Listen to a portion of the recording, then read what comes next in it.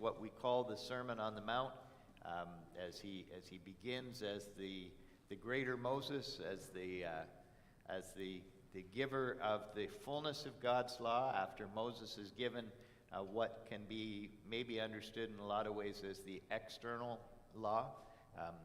Jesus gives the internal law, and so we come to the Beatitudes, which start the law here, that provide us with the framework of who we are to be.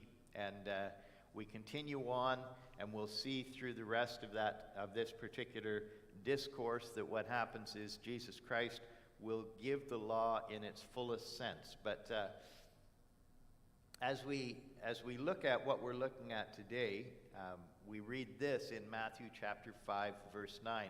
Blessed are the peacemakers, for they shall be called sons of God. And that's an interesting statement and an interesting promise that's being made in that. So we see blessed or highly favored before God are the peacemakers, for they shall be called sons of God. So the promise that, or the declaration that's made, and then out of the declaration that's made, the promise or the fulfillment of that is the understanding that in a special way, those who are peacemakers are those who most clearly resemble the Father. Those who are peacemakers are those who most clearly carry out their identity as followers of Jesus Christ. So I look at this and I think to myself, human beings, we love and we seek and we benefit from peace personally, but we aren't very good at giving it or keeping it. It's really an amazing thing. I go out into the woods and I sit down, and as I sit down in the woods, Joanna and I were out last night. We found ourselves sitting up on the hill where she's stuck a bench out in the middle of the woods, and you're just kind of sitting there, and it's quiet and peaceful, and you're enjoying being there and just talking. And as we're sitting there, I'm just thinking to myself, yeah, this is good. This is good. It's kind of a nourishment for you when you're sitting in that after you deal with some of the chaos and challenges through the course of the week. So we love it. We seek it. We benefit from it. But in a lot of cases, we aren't very good at giving it or keeping it. If we were to define peace simply as the absence of major armed conflict, and a lot of times when people think of peace, all they think of is that peace is the opposite of war, or the opposite of major armed war. But if we were to define peace simply as the absence of major armed conflict, we know that over the last 2,000 years, in the parts of the world where we keep more detailed historical record, there have been a total of 150 years in the last 2,000 where there has not been major wars. Major wars. I'm not talking armed conflict and skirmish. I'm talking there's been about 150 years of peace from major wars in the last 2,000 years. And elsewhere, we understand that huge empires have risen and fallen, violently risen and violently fallen, even while we don't have the entirety of their historical record. I mean, the records that we have are basically for the West. And so the truth in the West has been that there's been 150 years of, maybe we should use the word détente, withholding from armed conflict, from major armed conflict in the last 2,000 years. And all the while that was going on, there was still many minor wars that were taking place. And beyond that, when I think about the fact of the Inca and the Mayan empires and things that were going on in Africa that were not recorded historically for us, empires rising and falling in those settings, there have still been there was always significant armed bloodshed taking place in these various settings, even during the times that we would define as times of some relief from war in our setting. In fact, if you take a look at the last few decades, what we have had has been a huge anomaly. It's been really, really unusual in human history that we had experienced as close to major war, refraining from major war as we've had. In 2015, one of the world's most famous public intellectuals declared that war had really largely come to an end. And I thought that was a very, very interesting declaration that he made. One of my brother-in-laws bought me his book, and so I got it as a Christmas present, and I sat down and read it. I've mentioned it to you before. It's called Homo Deus, and the whole idea is what happens when man moves into the entire fulfillment of his godlikeness. You know, and this was, pretty interesting. The guy's name's Noah Yuval Harari, and Noah Yuval Harari is he's one of these guys that everybody gives a huge amount of credit to, but that whole book, it's kind of like everything in it has reversed in the last 10 years. From his predictions as a brilliant man who understood everything, it has completely reversed. One of the things he also said was that as in 2015 that there were no more pandemics going to happen. Which is, that was one of the key pillars of his book. No more pandemics, no more wars. What are we going to do now that we're so close to being perfectible as human beings? So a fascinating book to read in hindsight. But anyways, he made that statement, and now we have Ukraine, we have Yemen, we have Gaza, we have Ethiopia, Eritrea, which has been kind of an ongoing boil for those of you who aren't aware of it. Kashmir is boiling when you take a look at the relationship between India and Pakistan. It's been quiet. China has been a little bit quiet over Taiwan over the last little bit, because I think it's in their interest not to make too much noise as they lay their plans. But we know that plenty's been going on behind the scenes in the South China Sea, and all of that probably in preparation for some kind of major strategic movement in the next few years. You know, a little bit of testing of the resolve of the West, and then we will see what happens. But we have all of this. Europe is rearming after years of offloading that cost onto the U.S. They are finally, because they have been told that they have to pay for some of it themselves.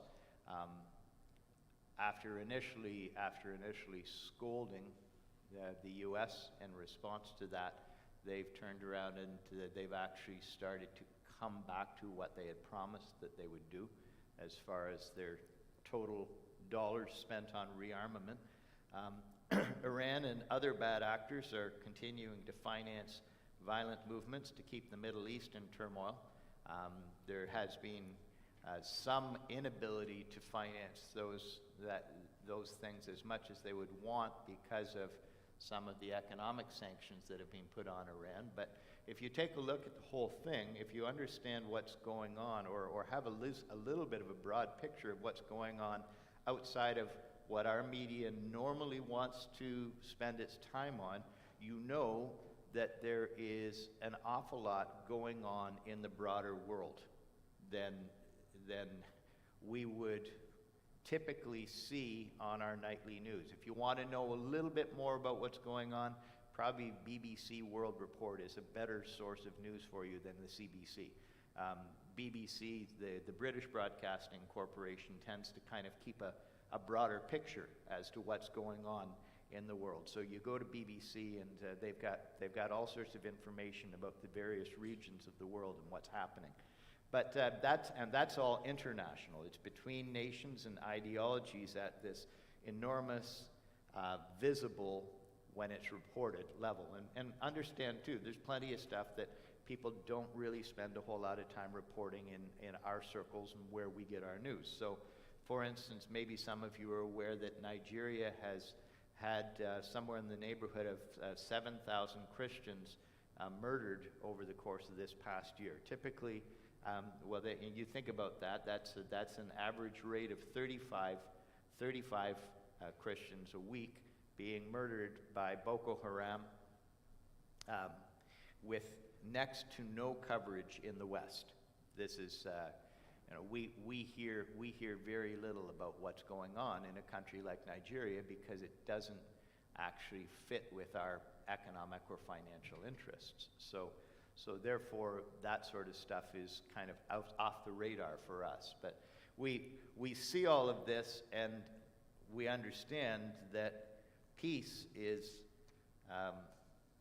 it's a great gift, and it is frequently and easily disrupted. And long before we get to the international, we know that there is the reality of interpersonal peace, and then we move past that and we think about simply the basis of it all, which is an internal peace. So internal peace, international peace, and interpersonal peace. And we've come to what Jesus says here when he says, "Blessed are the peacemakers, for they shall be called the sons of God." And when I think about what we have said in the past, just a quick review, we talked about the fact that the Ten Commandments are what we are to do.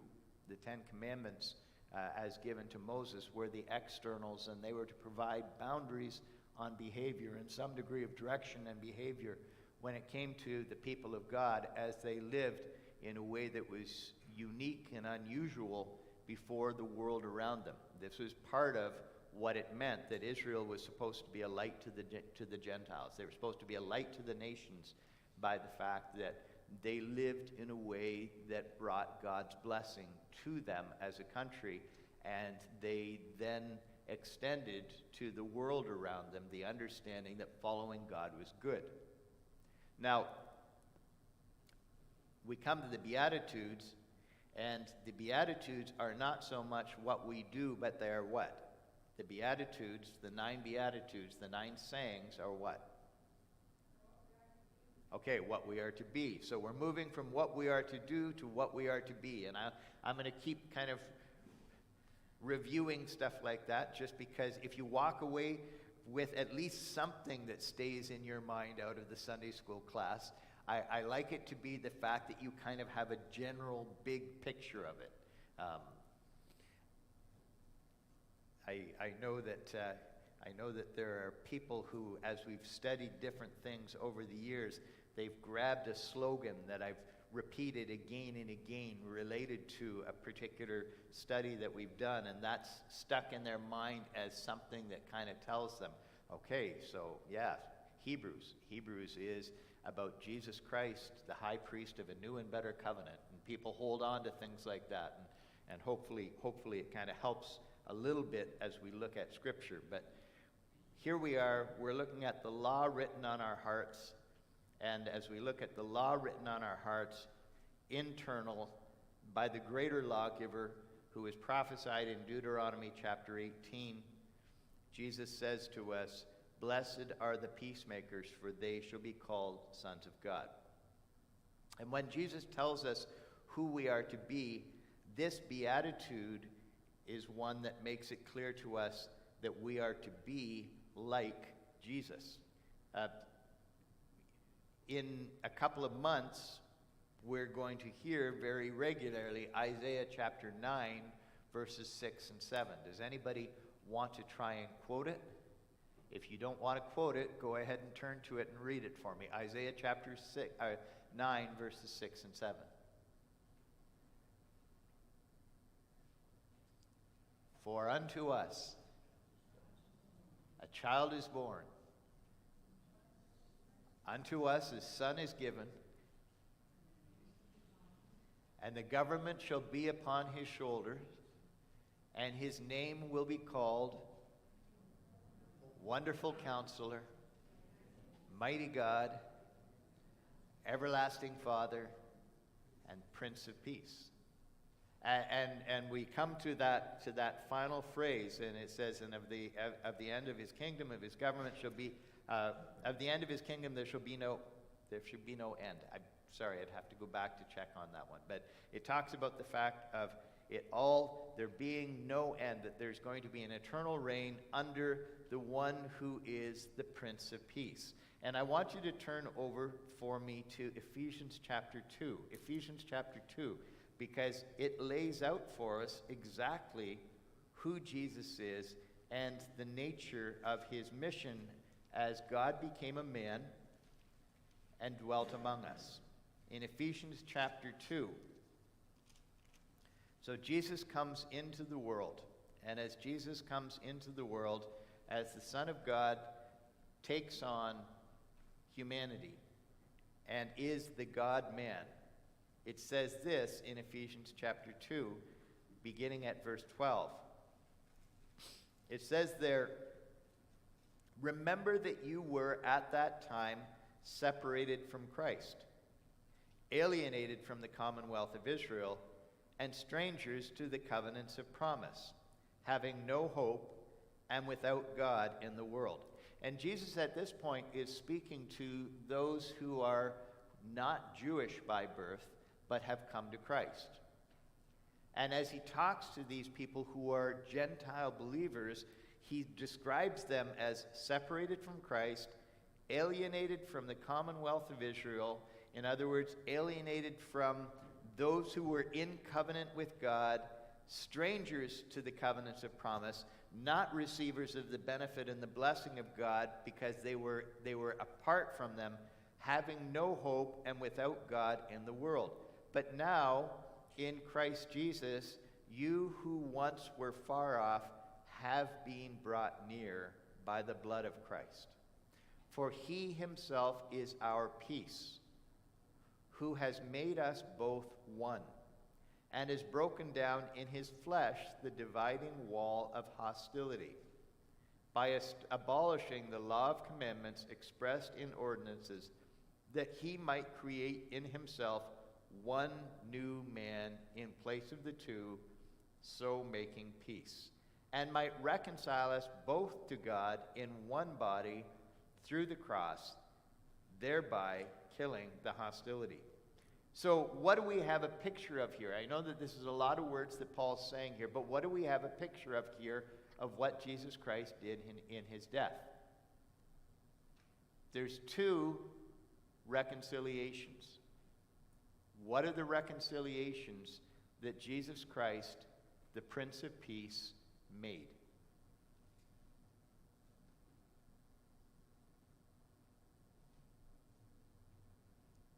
Yes, Sylvia.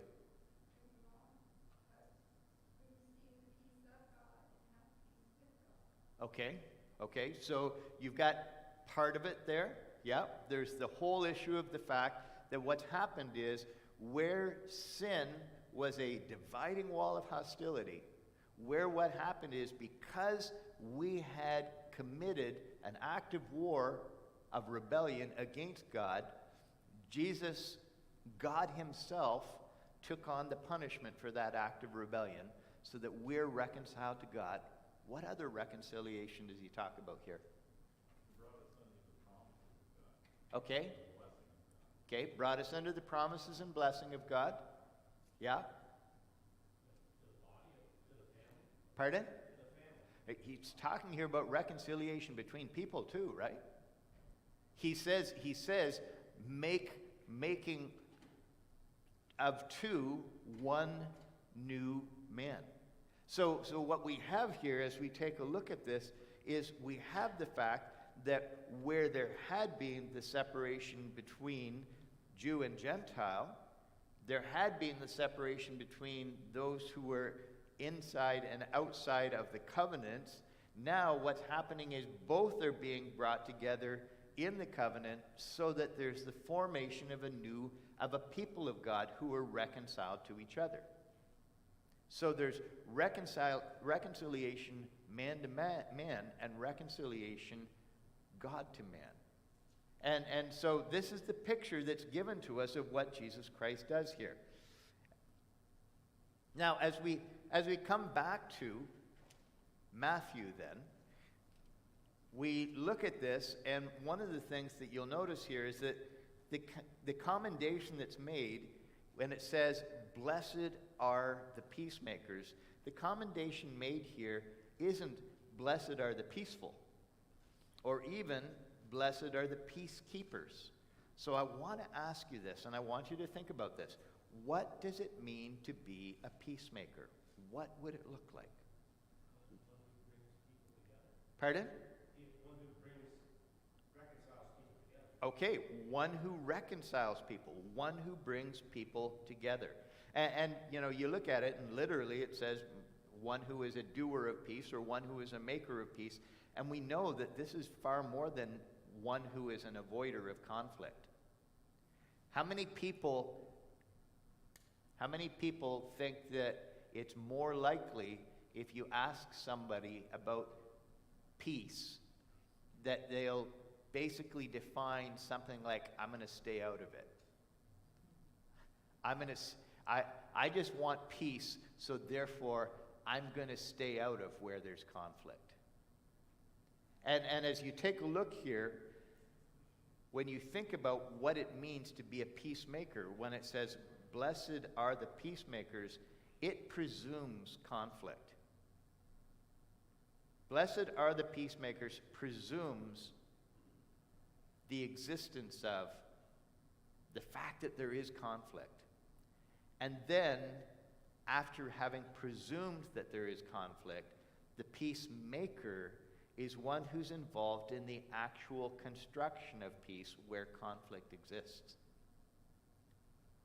That's a pretty major statement.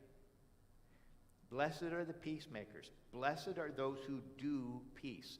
Blessed are those who, where there is conflict, step in and are involved in the process of reconciliation, of working to build harmony where conflict has existed.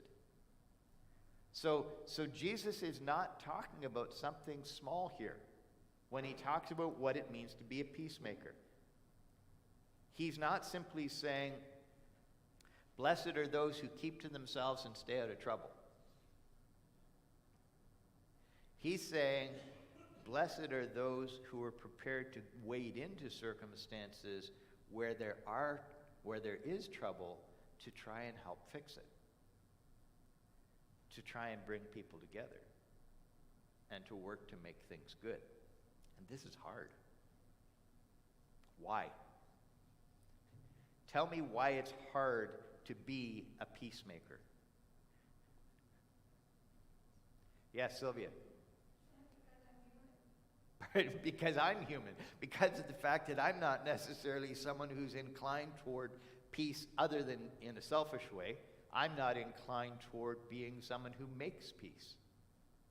I might like to avoid things, or I might like peace on my own terms, but I'm not necessarily inclined to be someone who is a maker of God's peace.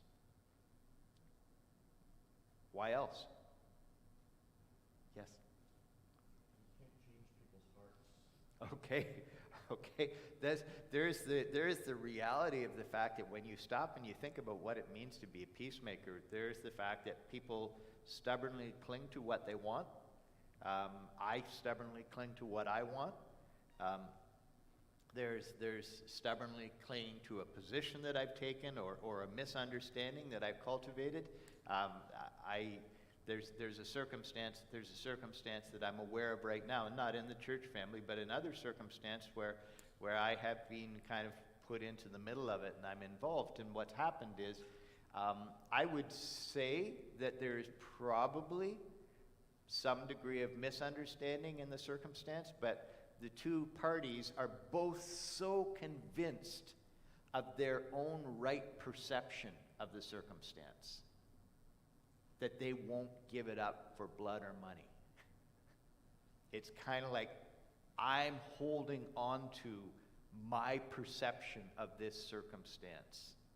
And maybe they're partially right, but maybe they're not completely accurate. So people can be really, really stubborn about wanting to hold on to their misunderstanding, particularly as it justifies their response to the person that they feel has wounded them. We can be motivated by greed or self-interest. I don't really want peace because if I actually do something that brings peace, it might involve me giving up something I've managed to get for myself in this circumstance. We can be people who hold on to our hurts and our wounds and our bitterness and our desire for vengeance. Well, they hurt me, and the only way I drop this is if I get to hurt them back as hard as I think they hurt me. And there are plenty of people who operate with that mindset. I've got to hurt them back as hard as they've hurt me. I mean, that's the story of what we've watched for a long period of time when it comes to intractable conflicts on a major level like the Middle East. They hurt me, I'm going to hurt them back. And so you've got this constant unwillingness to give up vengeance. There is the perverse and malicious desire to do harm and just stir things up. Sometimes it's hard to be a peacemaker because the fact is there always will be in the human heart a tendency to say, well, maybe I can cause something here. I mean, there are people who just look and say,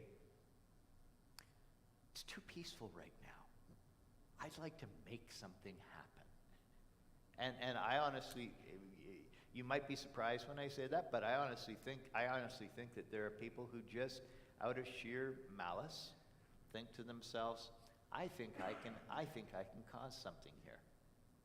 And they're quite fine with being malicious.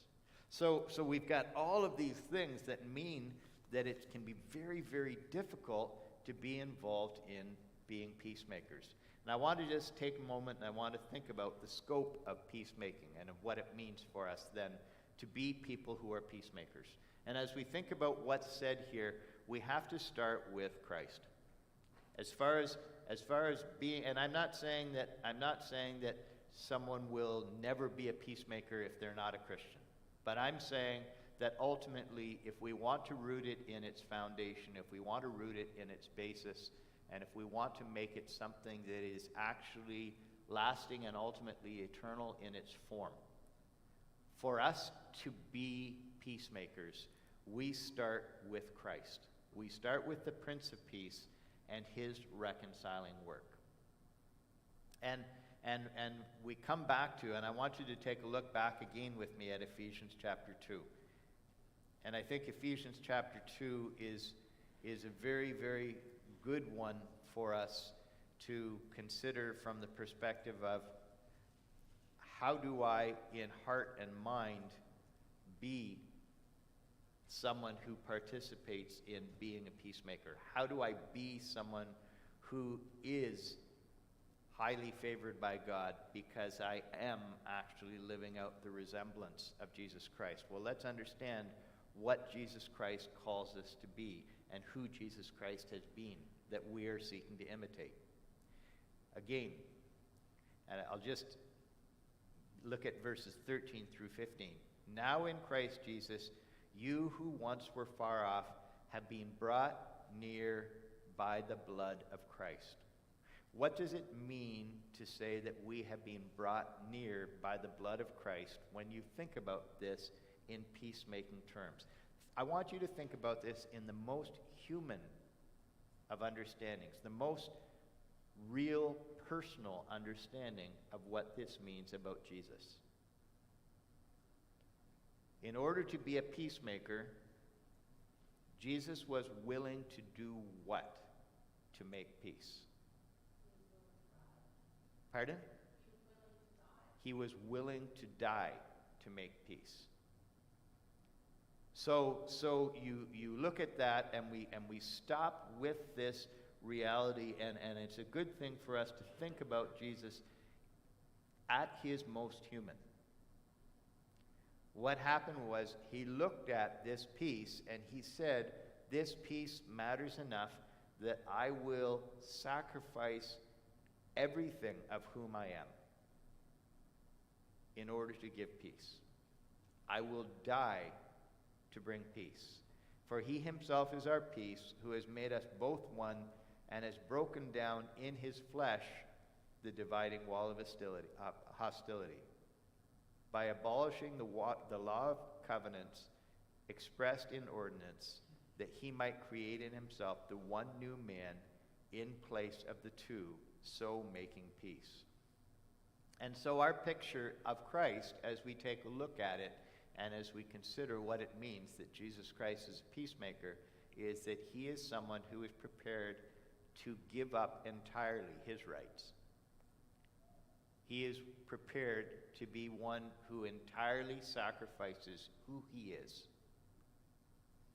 in order to bring peace. He's not holding on to the things that he has the right to hold on to. He is not taking a look and saying, I'll only go for peace if you'll do this and this and this. Jesus dies in order to bring peace. And so we start out with the fact that God himself satisfies his legitimate justice in himself, and he sacrifices himself to obtain peace. And this is the first thing that I think it's important for us to understand when it comes to the call on us to be peacemakers. If we are going to be peacemakers, if we are going to be people who look like the sons of God, who are called the sons of God, then we have to be people who are prepared to sacrifice ourselves and sacrifice our rights and sacrifice what we want for the case of trying to obtain peace. Now, having said that, this does not mean that Jesus sacrificed right. This does not mean that in some sense Jesus said, okay, so what I'll do is I'll compromise good. But instead what happened was he took on himself entirely the sacrifice necessary in order to accomplish good. So that's the first thing. Second thing I think it's good for us to consider as we think about this what it means for us to be people who are peacemakers, is the call then out of that we are ambassadors. We're called to an ambassadorship. We have received the good news of peace, and having received the good news of peace by one who would sacrifice so that we could be at peace, now we're called to offer it. And any true and lasting peace that we have to offer to others, personally, to those around us, any true and lasting peace that we have is rooted in the one who has made peace for us. So, you look at circumstances that you might have, personal circumstances, where you are struggling, where there has been a lack of peace, where there is a problem as far as interpersonal interaction between you and another. The way that we move toward peace is that we begin with the fact that we are offering peace through Jesus Christ. We have to start at that, because that's the only part that is unchanging. In 2 Corinthians chapter 5, Paul talks of us being ambassadors, sent by the love of Christ and with the love for Christ, in order to implore people to come to peace with God. And then if we take a look in Isaiah chapter 52, verse 7, and it's used by Paul in Romans chapter 10, verse 15, it says there, how beautiful are the feet of those who bring good news, and it talks about proclaiming the good news of peace. And as we think about that, the thing that we understand is that to be peacemakers we're going to have to be people who put feet to our words. We're going to have to be people who deliberately call for the end of enmity with God and enmity with ourselves. People who are prepared to actually act for peace in relationship with another person. We can't look at it and say, okay, I'm going to hold on to the part that I want to fight for here.